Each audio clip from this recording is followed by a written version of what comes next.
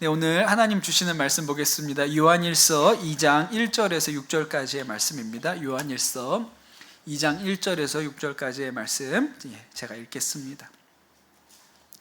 나의 자녀들아, 내가 이것을 너희에게 씀은 너희로 죄를 범하지 않게 하려 함이라. 만일 누가 죄를 범하여도 아버지 앞에서 우리에게 대언자가 있으니 곧 의로우신 예수 그리스도시라. 그는 우리 죄를 위한 화목제물이니 우리만 위할 뿐 아니요 온 세상의 죄를 위하심이라. 우리가 그의 계명을 지키면 이로써 우리가 그를 아는 줄로 알 것이요 그를 아노라 하고 그의 계명을 지키지 아니하는 자는 거짓말하는 자요 진리가 그 속에 있지 아니하되 누구든지 그의 말씀을 지키는 자는 하나님의 사랑이 참으로 그 속에서 온전하게 되었나니 이로써 우리가 그의 안에 있는 줄을 아노라. 그의 안에 산다고 하는 자는 그가 행하시는 대로 자기도 행할지니라. 아멘. 하나님의 말씀입니다. 최근에 우리가 새벽에 베드로 전후서 말씀으로 우리가 은혜를 누리고 있습니다. 그리고 금요일에는 요한일서 말씀을 보고 있는데요. 그 베드로 전후서나 요한일서 요 성경들을 다 우리가 공동서신이라고 하고 사도 후반기 AD 60년 이후에 쓰여진 좀 뒤늦게 쓰여진 성경으로 분류를 합니다. 베드로 전후서가 요한일서보다는 한 30년 가까이 일찍 쓰여지기는 했지만 이 시기를 관통하는 한 가지 문제가 있는데 그게 이단 문제예요. 그래서 새벽에도 아주 무서운 경고, 이단을 향한, 이단자들을 향한 아주 무서운 경고들이 나오고, 이제 요한일서도 뒷부분 다음 주쯤 가면 이제 그 이단에 대한 이야기들이 계속 나오게 됩니다. 근데 참 이 이단의 문제가 그 초대 교회부터, 그 초기 기독교부터 지금까지 한 번도 끝난 적이 없이 계속되고 있는 거예요.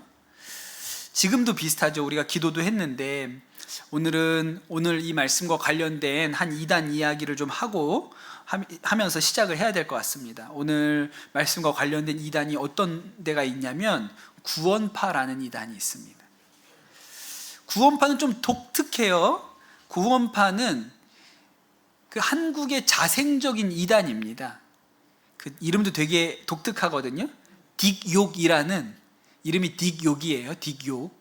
벌써 이름부터 벌써 이렇게 느낌이 쎄하지 않습니까? 딕욕이라는 영국인이 한국에 와서 사실은 선교사라고 하기도 뭐해요. 무슨 신학교를 나온 것도 아니고 제대로 된 무슨 교단에 속한 적도 없습니다. 그냥 개인적으로 이렇게 은혜 받은 체험을 했고 회심 체험을 했고 자기가 깨달은 걸 가지고 그냥 한국에 와가지고 이렇게 성경을 가르친 거예요. 개인적인 믿음을 이렇게 전하고 가르쳤습니다.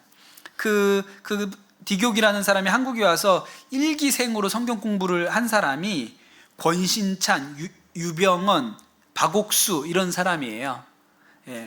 나중에 이 유병언이라는 사람, 나중에 세월호 때문에 되게 유명해졌죠. 이분이 권신찬이라는 사람의 사위가 됩니다. 그러니까 이제 장인과 사위 관계가 됐어요. 그리고 이 유병언이 막 이렇게 회사를 많이 했습니다. 그때부터 옛날부터 세모 스쿠알렘 이런 것도 만들고 그런 회사들을 많이 했는데 그렇게 이렇게 교인들을 동원해 가지고 회사를 경영하는 것에 대해서 반대하는 사람들이 있었어요. 그런데 그 심판을 누가 받냐면 권신찬, 제일 어른이었던 권신찬이 심판을 받는데 유병언 사위 손을 들어준 거예요. 그러니까 사위니까. 그래서 거기서 떨어져 나간 사람이 이요한이라는 사람이고, 그래서 그 구원파는 크게 유병언 계열, 이요한 계열, 그 다음에 하나 박옥수 계열, 이렇게 세 가지가 있습니다. 뿌리는 다 이 딕욕이라는 사람부터 시작된 거예요. 한 번은 제가 이렇게 사무실에 있을 때 전화가 한 통 와가지고 본인은 이제 다른 교회 다니는 성도인데 제가 좀 신앙 상담 받고 싶다고 그런 전화를 제가 받은 일이 있거든요. 그러면서 하시는 얘기가 본인이 교회는 오래 다녔는데 내가 구원 받았는지 안 받았는지 확신이 없다고 그런 이야기를 하시는 거예요. 그래서 왜 확신이 없으세요? 제가 그렇게 물어봤더니 아니 제가 무슨 특별히 구원받은 경험이나 이런 게 없기 때문에 확신이 없다. 교회는 빠지지 않고 잘 다녔는데 구원에 대한 확신이 없다. 그렇게 얘기를 하시는 거예요. 그래서 제가 물어봤죠. 언제 구원받았는지 잘 모르시죠? 그렇게 물어봤어요. 그랬더니 맞아요. 어떻게 하셨어요? 그러더라고요. 그래서 제가 또 물어봤죠. 구원파 교회 다니시죠? 그랬더니 어이구 세상에 어떻게 하셨어요? 이렇게 하는 거예요. 깜짝 놀라더라고요. 다 알아요. 들어보면 그랬죠. 예. 그래서 그러면서 제가 또 물어봤어요. 그런데 마음에 갈급하시죠? 답답하고 갈급한 마음이 있으시죠? 그랬더니 어떻게 하냐는 거예요. 아니 갈급하니까 저한테까지 전화를 했겠죠. 누군지도 모르는데 괜히 전화해가지고 물어보니 오죽 답답하고 갈급하면 전화를 했겠습니까? 그랬더니 어떻게 그렇게 잘하시냐는 거예요. 그래서 제가 뭐라고 대답을 해드렸냐면 그 갈급함이 성령님이 주시는 마음이에요. 성도님 안에 성령님이 계시지 않으면 그런 목마름이 생기지 않습니다. 그러니 성도님 안에 예수님이 계신 게 분명하고요. 제가 예수님 계신 걸 보니까 구원 받으신 거예요. 날짜 모르셔도 성도님 안에 이 갈망이 있는 걸 보면 성령님 계신 게 분명하니 다른 생각 구원받았는지 의심하지 마시고 좋은 교회 한번 찾아보세요. 구원파 교회가 아닙니다. 좋은 교회 찾아보세요. 제가 그렇게 말씀드린 일이 있거든요. 이 구원파라는 이름이 외부에서 붙여준 거예요. 자기들끼리는 그런 말 안 씁니다. 이 구원파는 좀 구원에 대한 교리가 이상하다고 붙여준 이름이란 말이에요. 근데 이 사람들이 믿는 교리가 크게 네 가지인데, 첫 번째, 거듭나기 위해서는 거듭남의 원리만 깨우치면 된다. 이상하죠. 회개해야 거듭난다가 아니고 죄를 깨닫고 십자가의 보혈을 믿어야 거듭난다고 하지 않고 거듭남의 원리만 깨달으면 구원받는다고 가르치고, 그래서 거듭난 사람은 자신이 거듭난 시점을 알아야 된다. 아까 얘기했던 것처럼 이게 아주 특징이죠. 세 번째는 거듭난 사람은 죄를 짓지 않는다. 거듭난 사람은 죄를 지어도 죄가 아니다. 이렇게 가르쳐요. 이게 굉장히 위험합니다. 네 번째, 거듭난 사람은 회개할 필요가 없다. 회개 기도하고 있으면 아직도 거듭난 게 아니다. 그래서 한 번 회개하고 나면, 한 번 거듭나고 나면 이후로는 회개가 필요 없다. 이렇게 가르칩니다. 그래서 이 특징이 뭐냐면, 한 번 구원받은 사람은 죄를 지어도 죄가 안 된다. 한 번 구원받으면 회개 안 해도 된다. 이렇게 하거든요. 이게 되게 이상하게 가르치죠. 그래서 물론 십자가 복음이 그런 맥락이 있습니다. 우리가 십자가 사건으로 우리의 모든 죄가 용서되었습니다. 그것은 과거의 죄와 지금 우리가 가지고 있는 죄와 앞으로 짓게 될지도 모르는 모든 죄가 십자가에서 용서되었어요. 이거는 맞는 복음이죠.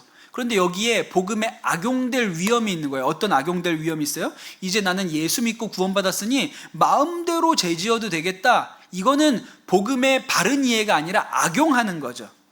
그럴 가능성을 이 구원파가 가지고 있는 거예요. 이런 거를 율법 폐기론이라고 합니다. 구원만 받으면 아무렇게나 살아도 상관없다. 어차피 구원받은 거다. 이렇게 생각하는 것을 율법 폐기론이라고 하거든요. 근데 맞지가 않죠. 사도 바울이 뭐라고 얘기했냐면 로마서 6장에 은혜를 더하게 하려고 죄에 거하겠느냐? 그럴 수 없느니라. 죄에 대하여 죽은 우리가 어찌 그 가운데 살리오 그랬어요. 그러니까 은혜 받기 위해서 죄 가운데 살 수 있느냐? 그럴 수 없다 그랬습니다. 죄에 대하여 우리가 죽었는데 어떻게 계속 죄 가운데 살겠느냐? 그렇게 얘기하거든요. 한 번 구원받으면 회개가 필요 없다. 죄 지어도 상관없다. 이렇게 가르치니까 어떤 문제가 생깁니까? 끊임없이 죄의 문제가 생기고 도덕적인 결함이 발생하게 되죠. 그래서 이 유병원이라는 사람이 세월호 소유자였잖아요.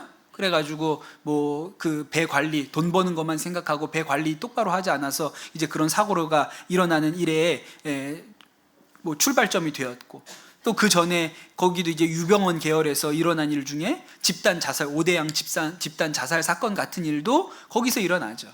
그러니까 윤리 의식이 결여된 거예요. 그냥 한 번 구원받은 거로 끝이라 그러니까 그 뒤로는 죄 지어도 된다. 그러니까 이제 그런 악행들이 막 일어나죠. 최근에 뉴스에 나온 사건입니다. 얼마 안 됐어요. 여고생 하나가 교회에서 쓰러져서 병원으로 옮겼는데 죽었습니다. 그래, 이게 얼마 전이에요. 근데 이 여학생이 그렇게 병원으로 옮겨졌는데 온몸이 멍투성이어서 병원 의료진이 경찰에다 신고를 한 거예요. 이거는 좀 수상하다. 그래서 학대 정황이 의심된다고 수사를 했습니다. 그래서 그 교회 관련자가 그 자리에서 이제 구속이 됐어요. 또 이런 뉴스가 나오니까 막 아유, 또 교회에서 무슨 일을 했길래 또 저런 일이 생겼나 막 이런 생각이 들지요. 근데 알고 보니까 그 교회라는 데가 구원파, 박옥수 계열의 구원파 교회였어요. 그 박옥수 목사는 요새는 조금 덜한데 옛날에는 그냥 동네 전봇대마다 죄사함 거듭남의 비밀이라 그래서 포스터를 잔뜩 붙여놨습니다. 그래서 죄사함 거듭남의 비밀 뭐 이렇게 특별 집회 뭐 이런 거로 붙여놓고 그 밑에는 꼭 뭐가 있어요? 그라시아 합창단 특별 공연이 있어요. 그게 박옥수가 가는 곳에는 그라시아 합창단이 가거든요. 굉장히 실력 있는 합창단이라 그러고 세계적인 뭐 합창 대회에서도 뭐 1등한 경력도 있고 뭐 잘하나 봐요. 그런데 그 그라시아 합창단 멤버였대요. 그 죽은 고등 여고생이 그라시아 합창단 단원이었다고 그렇게 이야기가 됐습니다. 이 일이 터지고 나서 이전에 그 합창단 멤버였다가 탈퇴하고 했던 사람들이 그 그라시아 합창단에 대해서 막 폭로하기 시작했는데 그 합창단의 폭력이 일상적이었다는 거예요. 그냥 단원들끼리 서로 막 이렇게 뭐 때리거나 뭐 이랬는 게 아니라 단장을 포함해서 아주 조직적으로 그 안에서 폭력이 계속 자행되어 왔대요. 그래서 전에도 말 안 듣는다고 맞아가지고 머리가 깨지고 이런 일들이 비일비재했다고 그런 얘기들이 막 터져 나오기 시작한 거예요. 그래서 합창단 단장도 구속됩니다. 그 합창단 단장이 박옥수의 딸이에요. 네. 그러니 여러분, 이게 구원파 교리인 거예요. 한 번 구원받으면 회개할 필요 없다. 한 번 구원받으면 더 회개하면 진짜 거듭난 게 아니다, 이렇게 말하잖아요. 그러니까 내가 구원받았다는 신념 하나만 있으면 그 다음부터 맘대로 살아도 되는 거예요. 그러니까 이 합창단을 하면서 나가서 맨날 성가를 부르면서도 말 안 듣는 사람들은 두들겨 패고 이런 일을 하면서 죄의식이 없는 거예요. 그냥 뭐 그래도 되니까, 죄가 아니니까. 그러니까 그냥 아주 그런 일들이 오랫동안 자행되어 있다가 언제 터져도 이상하지 않을 일이 터지고 만 거죠. 그러니 이 사람들 안에 어떤 문제가 있냐면 말씀대로 살아봐야겠다 하는 의지나 마음의 소원 자체가 없는 거예요. 이웃을 내 몸과 같이 사랑하라? 그 말씀 비슷하게 살아보려는 의지가 없어요. 그냥 구원받은 시간만 알면 되니까. 그러면 구원받은 거니까 이제 앞으로는 뭐라고 어떻게 살아도 상관없다고 이렇게 생각하는 거죠. 그러니까 굉장히 기가 막힐 노릇입니다. 근데 여러분, 오늘 우리가 읽은 이 요한 1서 오늘 읽은 말씀은 그렇게 나오지가 않아요.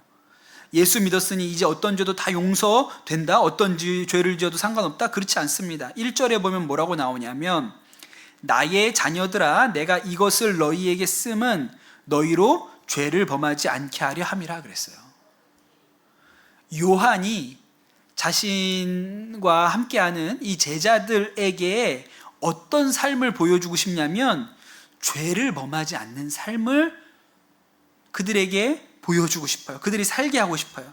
이제 구원받은 그리스도인이 구원받았다고 마음대로 그냥 죄 지으면서 사는 게 아니고 요한은 그들이 죄를 범하지 않는 삶을 살기를 원한다, 그렇게 얘기를 하죠.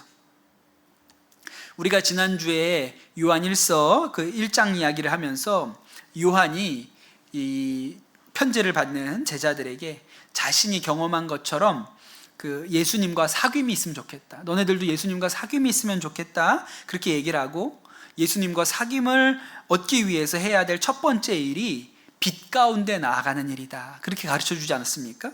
우리의 허물이나 죄나 연약함을 자백하면 하나님께서 그것을 깨끗하게 해주실 것이다, 그렇게 분명히 얘기를 했어요. 그래서 우리가 빛 가운데 나아간다는 말이 무엇이냐, 죄를 자백하는 자리로 나아가야 된다, 그런 의미라고 제가 지난주에 말씀을 드렸습니다. 근데 여러분, 이게 굉장히 독특한 마음인 거예요. 죄를 자백해야겠다, 빛 가운데 나아가서 나의 죄를 드러내야겠다라는 이 마음이 굉장히 독특한 마음이에요. 어떤 사람에게 이런 마음이 듭니까? 그 사람 마음 안에 거룩하게 살고 싶은 마음의 열망이 있어야 그런 일이 생기는 거예요. 마음 안에 나는 정결하게 거룩하게 살고 싶어. 그런 마음이 없으면 그냥 나는 돈 많이 벌고 편안하게 어려운 일 당하지 않고 그렇게 살고 싶은 마음이 마음의 중심에 있는 사람이 빛 가운데로 나아가겠습니까? 죄를 자백하는 자리로 나아가겠어요? 그렇지 않죠. 누가 죄를 자백하는 자리로 나아갑니까? 거룩하게 살고 싶은 마음의 소원을 가진 사람이 죄를 자백하는 자리 가운데로도 나갈 수 있는 거예요. 그러니 여러분, 우리 안에 죄 짓지 않고 살고 싶은 마음, 거룩하게 살고 싶은 마음, 말씀대로 살고 싶은 마음, 하나님을 기쁘시게 하는 그런 삶을 살고 싶은 마음이 여러분 안에 있다는 것은 굉장히 놀라운 일입니다. 놀라운 거예요. 여러분, 예수님을 마음에 모시지 않은 사람, 그냥 세상 쾌락, 돈 버는 재미, 해외여행 다니고 뭐 그냥 그런 인생에 육신이 주는 기쁨에 만족하는 사람은요, 이런 생각이 없어요. 그런데 여러분, 우리 안에 거룩하게 살고 싶어, 죄 안 짓고 살고 싶어, 나는 진짜 하나님 기뻐하시는 대로 살고 싶어 라는 마음이 있잖아요. 그분은 거듭난 분이에요. 거듭났으니까 그런 마음이 있는 거예요. 여러분, 우리 마음 안에 성령님이 오시면, 예수님이 오시면 하나님 기뻐하시는 뜻대로 살고 싶은 마음이 생깁니다. 그래서 여러분, 이 저녁에 여러분이 예배당에 오신 거예요. 예, 하나님 기뻐하시는 뜻대로 살고 싶은 마음이 드니까요. 전에는 내 욕망과 내 기쁨을 위해서 살았다면 이제는 하나님의 기뻐하심을 따라 살고 싶어요. 그 성령님이 우리 안에 주시는 마음이거든요. 제가 중학교 2학년 때 그 여름 수련회에 가서 인격적으로 예수님을 만났다고 여러 번 말씀을 드렸습니다.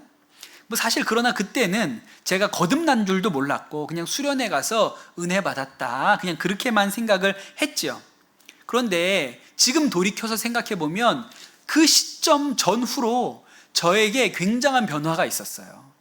전에도 교회를 다녔고 그 후에도 교회 다니는 건 똑같았지만 변화가 있었습니다. 그 변화 중에 굉장히 명확했던 게 뭐냐면 제 입술의 변화가 있었어요. 제가 그 중학교 2학년 여름 수련회 전에는 굉장히 욕을 잘하는 중학생이었습니다. 그때 중학교는요, 정글이었어요. 정글. 예, 야생의 세계, 맹수들이 득실거리는 그런 교실이었거든요. 애들이 엄청 험했습니다. 진짜 이렇게 까까머리하고 엄청 애들이 험했어요. 근데 여러분, 저는 지금도 작지만 그때도 작았습니다.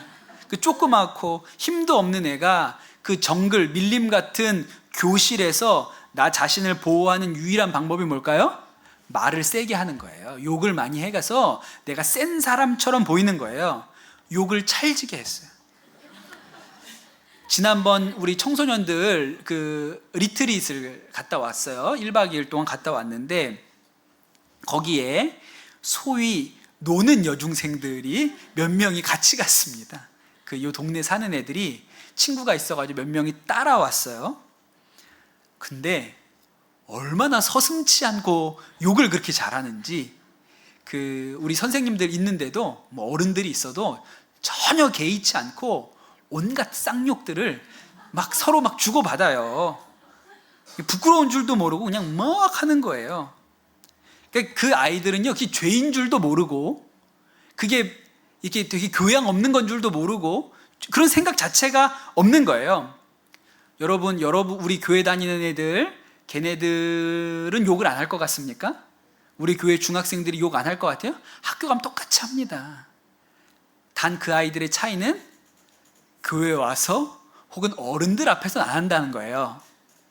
이 정도면 A급이에요. 여러분이 그 여중생들을 못 봐가지고 우리 애들이 문제라고 생각하는 거지, 예, 우리 애들은 진짜 A급이에요. 왜냐하면 걔들은 장소를 가려서 할 줄 알거든요.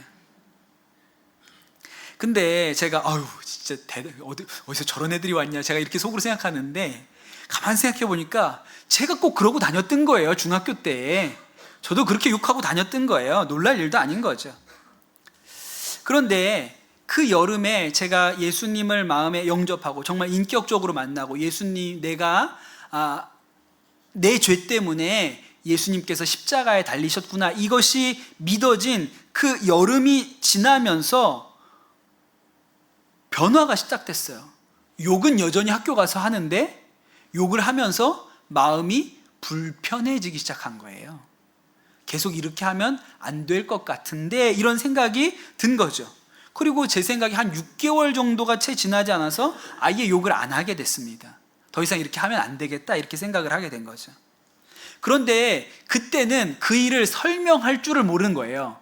나에게 일어난 이 일이 어떤 일인지, 이게 성령님이 내 안에 오셔서 계속 말씀하시니까 내 안에 죄가 싫어지고 거룩한 것을 사모하는 마음이 생겼다는 것을 누구도 이렇게 콕 집어서 설명해 준 적이 없으니까 그 현상을 설명하지는 못하고 그냥 뭐 내가 좀 착해졌나 보다 뭐 이 정도 생각을 했던 거죠.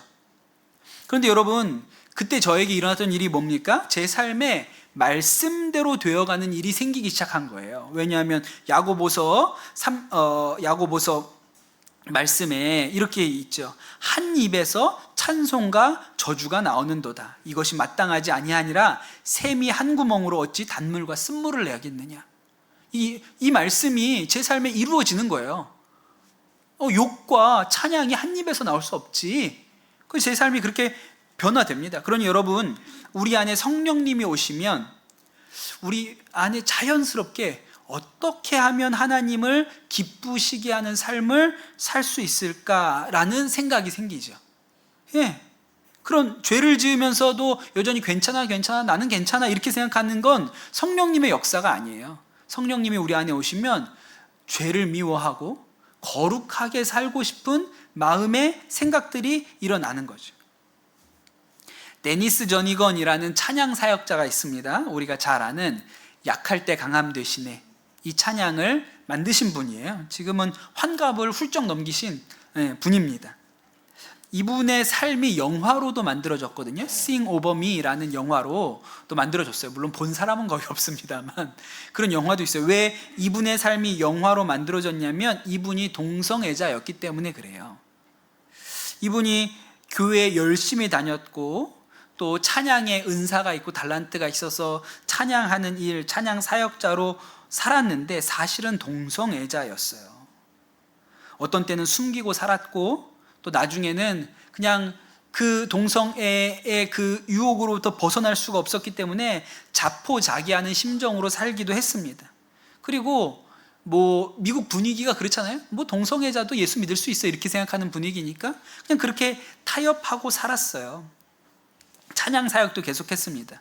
그리고 그러다가 어떤 찬양 콘서트에 가게 되었는데 그때 자신과 함께 찬양을 인도하던 한 동료 사역자가 거기에 모인 회중들을 향해서 이렇게 얘기했어요.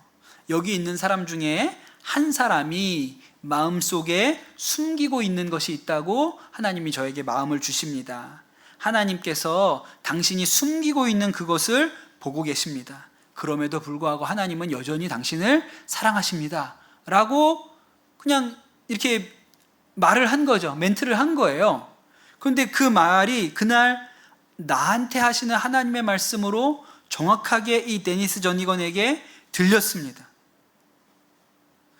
그때까지 자신이 동성애자인데 이렇게 찬양 사역을 동시에 하면서 태어나길 이렇게 태어났으니 나는 어쩔 수 없어 이렇게 생각하고 있었던 거예요.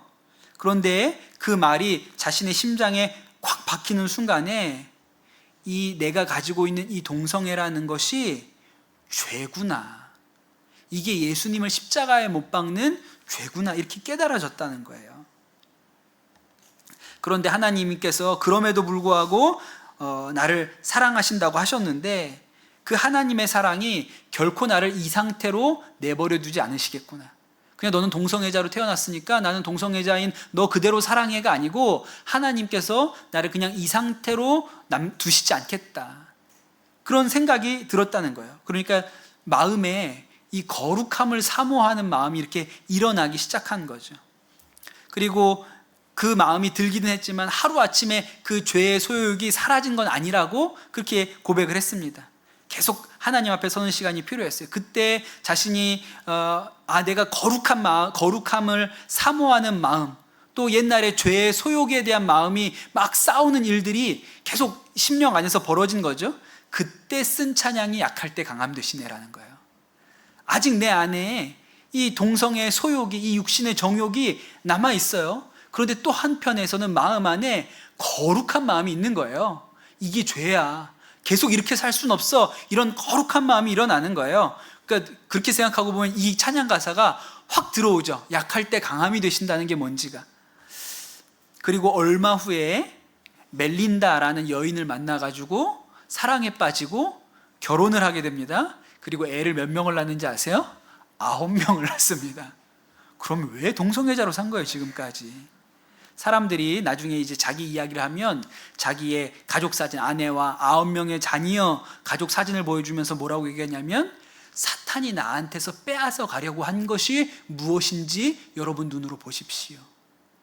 내가 여전히 그 동성애의 늪에 빠져 있었다면 지금 사진에 보는 내 9명의 자녀와 내 사랑하는 아내는 이 세상에 존재하지 않습니다. 그렇게 이야기를 한 것이죠. 그러니 여러분, 성령님이 우리 안에 오시면, 예수님이 우리 안에 오시면 우리 안에 거룩하게 살고 싶은 마음, 하나님 기뻐하시는 일을 하고 싶은 마음을 일으켜내세요. 예, 이게 굉장히 놀라운 일이죠. 이게 성령의 역사입니다. 한국 교회에서는 그리스도인은 술, 담배를 안 하는 게 국룰입니다. 예, 이거는 우리 한국 교회에서는 예수 믿는다, 그럼 술, 담배 안 하는 사람, 이렇게 생각해요. 그래서 다른 나라는 안 그럴 수도 있는데 대한민국에서 예수 믿잖아요. 그러면 성령님이 술, 담배 끊어야지 이런 마음을 주세요. 진짜 그렇습니다. 성령님이 마음에 없으면 마음대로 할 수 있어요. 술 먹는 자리 얼마나 좋습니까? 분위기도 좋고 허심탄회하고 사람들 만나는 사람들도 좋고 속에 있는 얘기 다 끄집어낼 수 있으니까 좋은 거예요. 네. 또 여러분, 술은 취하지 말라고 성경에 말씀이 있지만 담배 피지 말라는 말씀은 성경 어디에도 없습니다. 예. 담배 피지 말라는 말씀 성경에서 보신 적 있으세요? 없어요. 저는 담배를 안 펴봐서 모르겠는데, 그렇게 담배를 한 대 이렇게 물고 있으면, 피고 있으면 그렇게 마음이 차분해지고 편안해진다면서요. 맞습니까? 경험부자들에게. 네. 근데 이상하죠? 그런데 성령님이 우리 안에 오시면 술 마시는 것에 대해서도 불편하고 담배 피는 것에 대해서도 불편합니다. 저희 아버지 살아계실 때 저희 아버지가 담배를 좋아하셨어요. 근데 늘 숨어서 피셨어요. 다 큰 성인인데 자식들 들킬까봐 숨어서 피셨어요. 이게 참 이상하게 집 사고 건사 받았는데도 여전히 담배를 펴요. 근데 마음에 어떤 생각이 있어요? 부끄러운 마음이 있어요. 이상하죠. 그 마음 자체가 되게 이상한 거예요. 최강희라는 여배우가 몇 년 전에 이런 간증을 한 게 사람들한테 굉장히 아주 인상적이었습니다. 신앙생활 모태신앙으로 오래 했어요. 그리고 열심히 봉사한 때도 있었고, 그 다음에 배우로서도 꽤 성공했고, 배우로서도 이 사람은 아주 신앙 좋은 배우야 이런 평가도 받았고, 또 착한 일도 많이 했습니다. 헌혈 엄청 많이 했고, 조혈모 이식도 했고, 좋은 일 많이 했어요. 그래서 사람들이 막 자기가 헌혈하고 이런 거 사진 찍어 올리면 천사다, 강희 언니는 천사야 천사, 막 이렇게 SNS에 막 사람들이 댓글 달아주고 그랬는데, 사실은 집에 들어가서 술 안 먹으면 잠을 못 자는 사람이었다고 그렇게 고백을 했죠. 매주 예배는 드렸어요. 그런데 그렇게 예배 드리고도 저녁 때 집에 가가지고 소주 한 잔 마셔야 잠이 드는 거예요. 그러니까 늘 마음은 이게 맞나? 이렇게 사는 게 맞나? 나 언제까지 이렇게 살아야 되지? 이런 생각들이 있죠. 근데 여러분, 그 마음이 성령께서 우리한테 일으키시는 거예요. 거룩한 삶을 사모하는 마음이 없잖아요. 그럼 왜 이런 생각이 들겠습니까?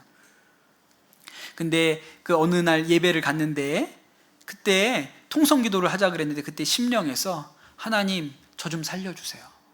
저는 의지박약이에요. 저는 술 못 끊어요. 저 좀 도와주세요. 그런 기도가, 외마디 기도가 터져 나왔다는 거예요. 그리고 나서 생각이 하나 바뀌었는데, 술, 담배를 끊어야겠다가 아니고 끊기가 어려우니까 이제 조금씩만 할게요, 하나님.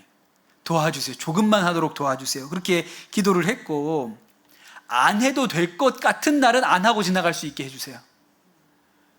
안 해도 되는데 굳이 할 필요는 없으니까 제가 꼭 해야겠다고 생각하면 할 테니까 안 해도 되겠다는 생각이 드는 날은 그냥 안 하고 지나갈 수 있게 해주세요. 그랬는데 안 해도 별일이 안 생기더라는 거예요. 그래서 나중에 술과 담배가 끊어졌고 자신을 사로잡고 있는 우울증에서도 벗어나게 됐다. 그렇게 간증을 했어요. 그러니까 성령님께서 마음을 주시거든요. 거룩하게 살고 싶은 마음을 주세요. 하나님 기뻐하시는 뜻대로 살고 싶은 마음을 계속 주시거든요. 최근에도 간증을 했는데 그때 그렇게 뿅 하고 바뀌어가지고 간증을 한 거예요. 그리고 나서 영원히 잘 살 줄 알았는데 또 똑같은 죄로 반복해서 넘어졌다고 고백을 합니다. 그런데 하나님께서 또 빛 가운데로 나올 마음을 주셨어. 자기가 또 자신의 죄를 인정하고 고백하고 그래서 지금 또 회복했다, 그렇게 얘기를 하는 거예요. 그러니 여러분, 그런 마음이 왜 생깁니까? 거룩하게 살고 싶은 마음의 소원이 있는 거예요. 이렇게 살고 싶지 않아. 이렇게 죄 가운데 성령을 불편하게 하면서 성령님의 마음을 아프게 하면서 이렇게 살고 싶지 않은 그 마음에, 거룩한 마음이 이 배우에게 있는 것이죠. 최근에 기독교 방송에 나와서 이렇게 또 이렇게 간증을 했는데 마지막으로 앞으로 목표 기도 제목이 뭡니까? 이렇게 물어봤어요. 근데 이 최강희 배우가 뭐라고 얘기했냐면, 특별한 꿈 같은 건 없다고, 지금 당장 뭘 해야겠다는 꿈 같은 건 없는데 제 마음에는 하나님의 기쁨이 되어 있는 게 유일한 목표입니다, 이렇게 대답을 하더라고요. 너무 정확한 거거든요. 우리 안에 하나님을 기쁘시게 하고 싶은 마음이 있어요. 예, 여러분, 성령님이 우리 안에 오시면 거룩함을 사모하고, 왜 거룩함을 사모합니까? 하나님을 기쁘시게 하니까. 그런 마음이 우리 안에 있는 것이죠. 그러니 여러분, 술 못 끊는다고 걱정하시지 말라 하세요. 여러분 안에 술 마시면서 불편하잖아요. 그분이 성령님이세요. 예, 나는 왜 집사까지 받고 나는 권사도 받았는데 왜 이렇게 똑바로 못 사나? 그런 생각이 드시면 그게 성령님의 주시는 마음이에요. 우리가 그 거룩함을 붙잡으면 우리 안에 회복의 역사가 일어나는 것이죠. 오늘 우리가 읽은 말씀 3절과 4절에 또 이런 말씀이 있습니다. 우리가 그의 계명을 지키면 이로써 우리가 그를 아는 줄 알 것이요, 그를 아노라 하고 계명을 지키지 아니하는 자는 거짓말하는 자요, 진리가 그 속에 있지 아니하되, 그랬습니다. 그러니 여러분, 구원받았다고 죄 짓고 막 사는 게 아니라 구원받은 사람은 계명을 지키며 살아요. 하나님의 말씀대로 살려고 하는 거죠. 그래서 말씀대로 살려고 하지 않으면 그는 거짓말하는 자고 속이는 자다, 그 속 안에 진리가 없다, 그렇게 얘기를 합니다. 유대인들은 어떻게 생각했냐면, 유대인들도 계명을 지키면서, 율법을 지키면서 살아야겠다고 그렇게 생각을 했습니다. 그런데 그들의 문제는 그 계명, 율법을 지키는 것이 너무너무 힘들고 어려웠어요. 힘들게 억지로 이 율법을 지키려고 노력을 했습니다. 그런 대표적인 사람이 바리새인들이었어요. 율법을 지켜야 된다는 건 너무 철저해. 그런데 힘들어, 고생스러워요. 그래서 이 율법을 지키면서도 마음이 어땠냐면 구원받았다는 확신이 없었어요. 그래서 한밤중에 니고데모가 찾아오잖아요. 어떻게 해야 천국에 갈 수 있습니까? 물어보고, 부자 청년도 율법을 어려서부터 다 지켰는데 어떻게 해야 천국에 갑니까? 그렇게 쫓아오잖아요. 하여튼 율법을 지켜야 되는 강박관념도 있고 열심도 있는데 기쁨이 없는 거예요, 마음 가운데. 율법을 다 지켰는데도 불구하고 천국 갈 거라는 확신이 없어요. 그게 율법인 거죠. 그런데 여러분, 성령님이 우리 마음 안에 오시면 하나님의 뜻대로 살 때 기쁨을 느낍니다. 하나님의 뜻에 순종해서 살 때 기쁨을 느껴요. 여러분, 다음 주에 새벽 기도를 한번 나와보세요. 그럼 기쁨이 있습니다. 전도를 한번 나가보세요. 그럼 기쁨이 있어요. 예레미야 31장에 이런 말씀이 있죠. 예레미야 31장 31절에 여호와의 말씀이니라, 보라, 날이 이르리니 내가 이스라엘 집과 유다 집에 새 언약을 맺으리라, 그랬습니다. 새 언약이 있어요. 32절에 보면 이 언약은 내가 그들의 조상들의 손을 잡고 애굽 땅에서 인도하여 내던 날 맺은 것과 같지 아니할 것은 내가 그들의 남편이 되어도 그들이 내 언약을 깨뜨렸음이라, 그렇게 했어요. 옛 언약이 율법이죠. 그런데 이거는 지키려고 노력해도 잘 안 지켜졌어요. 그래서 새 언약을 주신 거거든요. 33절에 보면 그러나 그날 후에 내가 이스라엘 집과 맺을 언약은 이러하니 곧 내가 나의 법을 그들 속에 두며 그들의 마음에 기록하여 나는 그들의 하나님이 되고 그들은 내 백성이 될 것이라. 여호와의 말씀이니라 그랬어요.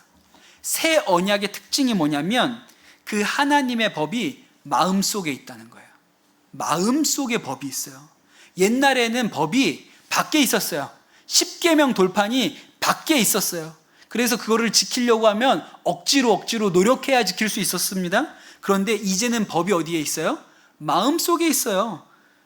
내가 그 율법을 지키는 것이 기쁘게 됐어요. 하나님의 뜻대로 사는 것이 나의 기쁨이 됐어요. 그럼 지키는 게 어렵지 않죠. 여러분, 흔히 사람들이 당신의 삶의 목표가 뭡니까? 라고 물어보면 나는 행복하게 살고 싶습니다. 이렇게 얘기합니다. 행복이 목표예요. 이렇게 얘기합니다. 행복하게 살기 위해서 돈 벌고 행복하게 살기 위해서 사람도 만나고 결혼도 하고 가정도 이루고 이렇게 하는 거예요. 그런데 여러분, 돈 때문에 행복해지는 것도 아니고 결혼한다고 행복해지는 것도 아니죠. 도리어 행복하겠다는 마음 때문에 불행해집니다. 결혼했는데 나는 행복했으면 좋겠어. 나는 이 가정이 행복했으면 좋겠어. 그러니까 배우자에게 날 행복하게 해줘. 네가 나를 행복하게 만들어야지. 이렇게 생각하면 불행해지는 거예요. 누구도 그 행복을 채워줄 수가 없으니까요.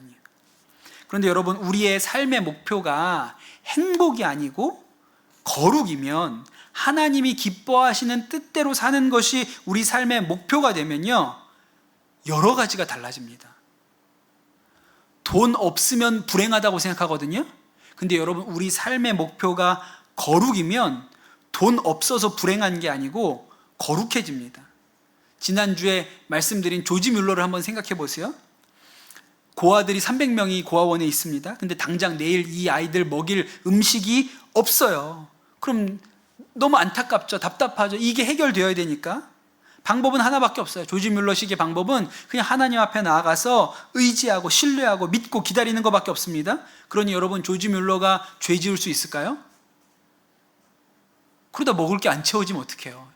죄 지으면 하나님과 나의 사이에 믿음과 신뢰가 깨어질 것 같으니까 그는 죄 지을 수 없는 거예요. 육신의 소욕대로 살 수 없어요.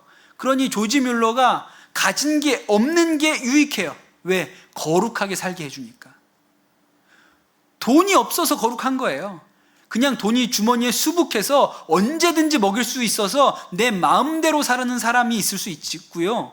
가난해서 돈이 없어서 이 고아들을 먹여 살리려면 하나님 의지하는 것밖에 방법이 없어요. 그 사람은 거룩한 삶을 살죠. 지난달에 그 김선경 집사님 오셔가지고 그 간증 나눠주셨잖아요. 우리의 삶의 목표가 행복이면요, 김선경 집사님의 삶은 너무 힘들고 어려운 삶입니다. 그렇죠. 그 정말 한시도 눈을 뗄 수 없는 이 아이한테 붙들려가지고 내가 할 수 있는 모든 것이 다 박탈된 상황에서 살아가야 되는 거잖아요.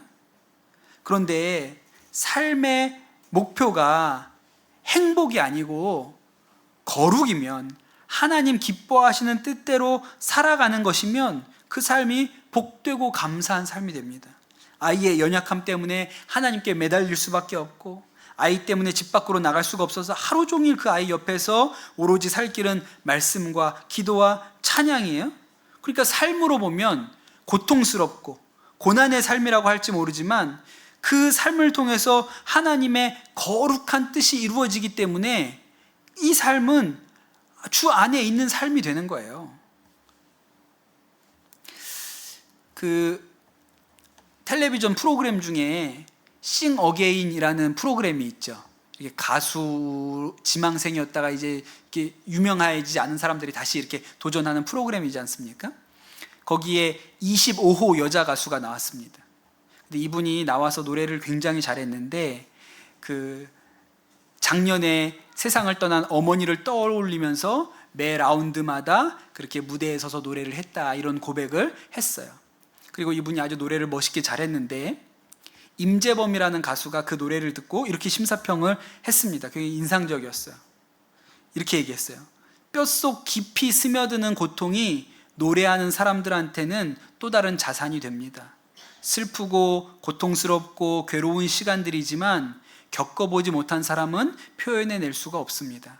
우리의 슬픔이 다른 사람의 영혼을 위로할 수 있는 능력이 되니 그 또한 감사하게 살아가야 될 것 같습니다. 그렇게 얘기를 해주는 거예요. 그러니까 가수도 자신의 삶의 고통이 있어야 노래가 다른 사람의 마음을 울릴 수 있는 힘이 있다는 거예요. 근데 제가 이 얘기를 들으면서 무슨 생각이 들었냐면, 목사도 그렇다고. 여러분, 어떤 목회자 가정이 너무 화목하고 자녀들이 너무 말을 잘 듣고 모범생이고 공부도 잘하고 또 그래서 교회 목회하는데 교회가 부흥하고 사역이 날마다 잘 되고 하는 일마다 사람들이 모이고 그러잖아요. 그러면 그 목사는 행복할 수 있겠죠. 나는 이렇게 잘 되지? 조엘 오스틴인가? 잘 되는 나? 뭐 이렇게 생각할 수 있겠죠. 그런데 여러분, 그런 목사님은요, 말씀의 능력은 떨어져요. 진짜 좋은 설교는 그럴 때 나오지 않습니다. 지난주 수요일이 저희 아내 언니 김영인 선교사님 돌아가신 지 3주기 되는 날이었거든요. 이제는 한 3년 지나니까 조금 이렇게 슬픔이 가라앉은 것 같았는데, 지금도 모여서 얘기를 하면요, 그냥 슬픔이 막 펑펑 터집니다. 지금도 그냥 펑펑 터져요. 그러니까 우리가 뭐에 익숙해졌냐면 말 안 하는 것에 익숙해졌어요. 그 일에 대해서 더 이상 언급하지 않는 것에 익숙해졌는데, 3주기니까 모여서 그 예배 인도하시는 목사님이 그 김영인 선교사님과 추억이 있으면 하나씩 이야기를 해봅시다. 그럼 그냥 눈물 바다예요. 예, 그렇거든요.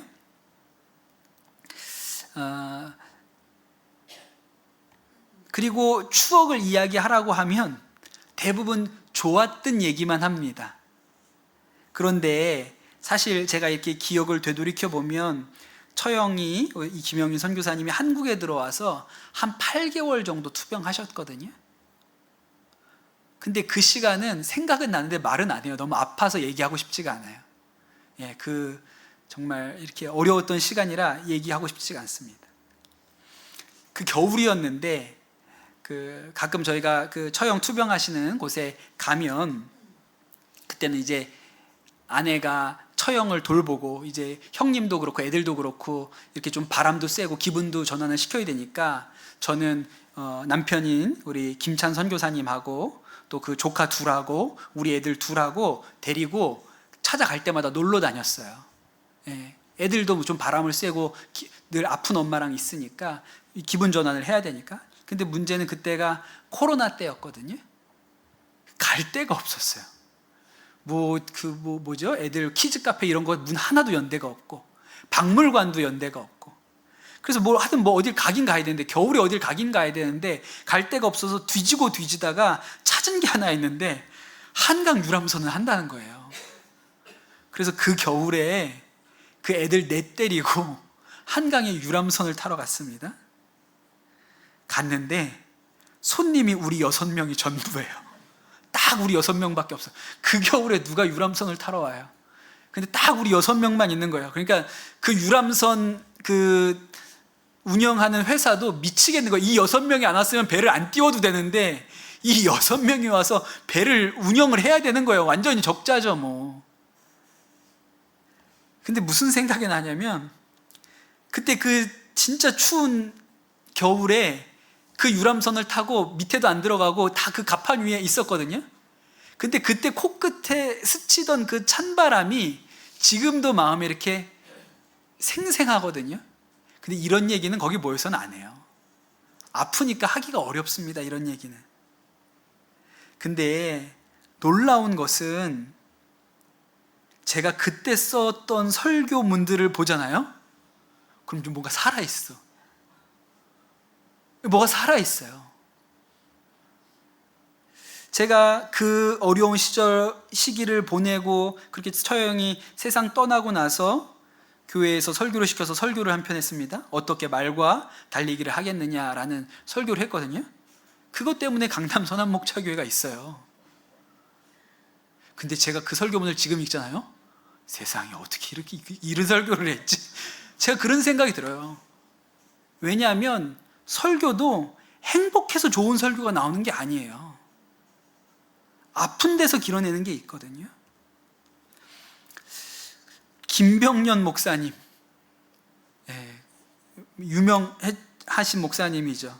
개척하고 3개월 되었을 때 아내가 셋째 딸아이 낳고 나서 며칠 만에 쓰러져서 지금까지 그냥 침상에서 일어나지 못하고 계세요. 여러분 이제 몇 년 됐는지 아세요?